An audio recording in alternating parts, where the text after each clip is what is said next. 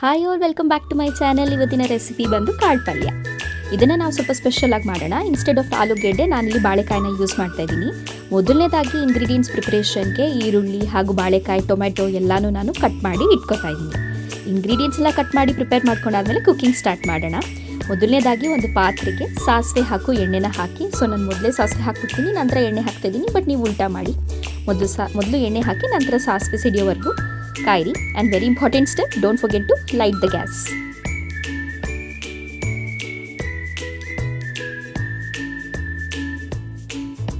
ಎಣ್ಣೆ ಬಿಸಿಯಾಗೋವರೆಗೂ ಕಾಯಬೇಕಾಗತ್ತೆ. ಎಣ್ಣೆ ಸಾಸಿವೆ ಸ್ವಲ್ಪ ಬಿಸಿಯಾದ ನಂತರ ಮೊದಲನೇದಾಗಿ ನಾವು ಬೆಳ್ಳುಳ್ಳಿ ಹಾಕೊಳ್ಳೋಣ. ಬೆಳ್ಳುಳ್ಳಿನ ಯಾವತ್ತೂ ಜಜ್ಜಿ ಹಾಕಿ, ತುಂಬ ಫ್ಲೇವರ್ಫುಲ್ಲಾಗಿ ಸಖತ್ತಾಗಿ ಬರುತ್ತೆ.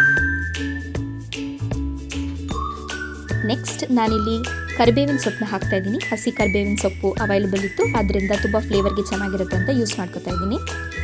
ಇದೆರಡೂ ಕೂಡ ಎಣ್ಣೆಯಲ್ಲಿ ಸ್ವಲ್ಪ ಬಿಸಿ ಆಗಬೇಕು. ಅಲ್ಲಿವರೆಗೂ ಸುಮ್ಮನೆ ಒಂದು ಸತಿ ಸೌಟ್ ಆಡಿಸಿ ಸ್ವಲ್ಪ ಬಿಸಿ ಆಗೋ ಥರ ನೋಡ್ಕೊಳ್ಳಿ. ನೆಕ್ಸ್ಟ್ ನಾನಿಲ್ಲಿ ಕ್ಯೂಬಿಕಲ್ಸ್ ಆಗಿ ಕಟ್ ಮಾಡ್ಕೊಂಡಿರೋ ಈರುಳ್ಳಿನ ಹಾಕ್ತಾ ಇದ್ದೀನಿ. ಈರುಳ್ಳಿನ ಈ ಥರ ಕ್ಯೂಬ್ಸ್ ಥರನೇ ಕಟ್ ಮಾಡ್ಕೊಳ್ಳಿ, ಪಲ್ಯಕ್ಕೆ ತುಂಬ ಚೆನ್ನಾಗಿ ಬರುತ್ತೆ. ನಾನೀಗ ಈರುಳ್ಳಿನೂ ಕೂಡ ಸ್ವಲ್ಪ ಬಾಡಿಸ್ತಾ ಇದ್ದೀನಿ. ಈರುಳ್ಳಿ ಸೀಬಾರ್ದು, ಬಟ್ ಸ್ವಲ್ಪ ಕೆಂಪಾಗೋವರೆಗೂ ಬಾಡಿಸ್ಬೇಕಾಗತ್ತೆ.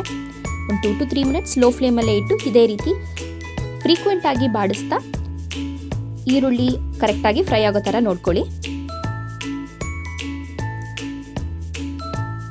ಈರುಳ್ಳಿ ಫ್ರೈ ಆದ ನಂತರ ನಾವು ಬೇಕಾದರೆ ನೆಕ್ಸ್ಟ್ ಇಂಗ್ರೀಡಿಯೆಂಟ್ಸ್ನ ಹಾಕ್ಬೋದು.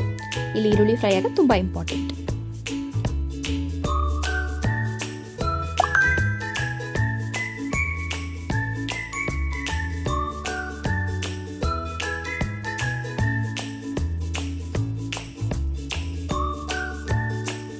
ಈಗ ಈರುಳ್ಳಿ ಬೆಂದಿದೆ. ನಂತರ ನಾನಿಲ್ಲಿ ಟೊಮೆಟೊ ಆ್ಯಡ್ ಮಾಡ್ಕೊತಾ ಇದ್ದೀನಿ. ನಾನು ಟೊಮೆಟೊ ಕೂಡ ಕ್ಯೂಬ್ಸ್ ಆಗಿ ಕಟ್ ಮಾಡ್ಕೊಂಡಿದ್ದೀನಿ. ಟೊಮೆಟೊ ತುಂಬ ಮ್ಯಾಶಿಯಾಗಿ ಚೆನ್ನಾಗಿ ಬೇಯಬೇಕಾಗುತ್ತೆ. ಸೊ ಬರೀ ಟೊಮೆಟೊ ಹಾಕೋದ್ರಿಂದ ಟೊಮೆಟೊ ಬೇಗ ಬೇಯೋದಿಲ್ಲ. ಸೊ ಇದಕ್ಕೋಸ್ಕರ ಏನು ಮಾಡಬೇಕಾಗುತ್ತೆ ಅಂದರೆ, ಫಸ್ಟ್ ನಾನು ಮಸಾಲ ಹಾಕೋತಾ ಇದ್ದೀನಿ. ಇದು ಮನೆಯಲ್ಲೇ ಮಾಡಿರೋ ಸಾಂಬಾರು ಪುಡಿ, ಜಸ್ಟ್ 2 ಸ್ಪೂನ್ ಆ್ಯಡ್ ಮಾಡಿದ್ರೆ ಸಾಕು. ಎಕ್ಸ್ಟ್ರಾ ಚಿಲ್ಲಿ ಪೌಡರ್ ಅಥವಾ ಗ್ರೀನ್ ಚಿಲ್ಲೀಸ್ ಏನೂ ಆ್ಯಡ್ ಬೇಕಾಗಿಲ್ಲ. ನೆಕ್ಸ್ಟ್ ನಾನಿಲ್ಲಿ ಹುಣಸೆ ಹಣ್ಣಿನ ರಸ ಯೂಸ್ ಮಾಡ್ತಾ ಇದ್ದೀನಿ. ಒಂದು ನಿಂಬೆಹಣ್ಣು ಗಾತ್ರದ ಹುಣಸೆ ಹಣ್ಣನ್ನು ಹಾಕಿ ಎಷ್ಟು ಬೇಕೋ ಆ ಹುಣಸೆ ಹಣ್ಣಿನ ನೀರನ್ನ ಮಾತ್ರ ನಾನು ಆ್ಯಡ್ ಮಾಡ್ತಾ ಇದ್ದೀನಿ. ವೆರಿ ಇಂಪಾರ್ಟೆಂಟ್ ಸ್ಟೆಪ್, ಉಪ್ಪು ಹಾಕೋದನ್ನು ಮರಿಬೇಡಿ. ಉಪ್ಪು ಹಾಕಿ ಎಲ್ಲ ಮಸಾಲನ್ನು ಹೊಂದ್ಕೊಳ್ಳೋ ಥರ ಬಾಡಿಸ್ಬೇಕಾಗುತ್ತೆ. ಮೇಕ್ ಶ್ಯೂರ್ ದ್ಯಾಟ್ ನಿಮ್ಮ ಸ್ಟವ್ ಲೋ ಫ್ಲೇಮಲ್ಲಿದೆ ಅಂತ, ಸೊ ದ್ಯಾಟ್ ಮಸಾಲ ಬೇಗ ಸೀದ್ ಹೋಗ್ಬಿಡುತ್ತೆ. ಅದನ್ನು ಮೀಡಿಯಮ್ ಫ್ಲೇಮಲ್ಲೇ ಇಟ್ಕೊಂಡು ಮಸಾಲ ಆ್ಯಡ್ ಮಾಡಿ ಒಂದ್ಸತಿ ಬಾಡಿಸ್ಕೊಳ್ಳಿ. ಇವಾಗ ನೆಕ್ಸ್ಟು ಬೇಯಿಸಿಟ್ಕೊಂಡಿರೋ ಕಾಳು ಮತ್ತು ಬಾಳೆಕಾಯಿ ಹಾಕೋಣ. ನಾನು ಆಲ್ರೆಡಿ ಕುಕ್ಕರಲ್ಲಿ ಇದನ್ನು ಚೆನ್ನಾಗಿ ಬೇಯಿಸ್ಕೊಂಡಿದ್ದೀನಿ. ಸೊ ನಾನು ಅದನ್ನು ಆ್ಯಡ್ ಮಾಡಿ ಮತ್ತು ಮಸಾಲ ಎಲ್ಲ ಹೊಂದ್ಕೊಳ್ಳೋ ಥರ ಸ್ಟಿರ್ ಮಾಡ್ತಾ ಇದ್ದೀನಿ. ಸೊ ಮಸಾಲ ಎಲ್ಲ ನೀಟಾಗಿ ಹೊಂದ್ಕೊಳ್ಳೋ ಥರ ಸ್ಟಿರ್ ಆದಮೇಲೆ ನಾವು ಅದಕ್ಕೆ ಕನ್ಸಿಸ್ಟೆನ್ಸಿ ತಕ್ಕ ಹಾಗೆ ನೀರು ಹಾಕಬೇಕಾಗುತ್ತೆ.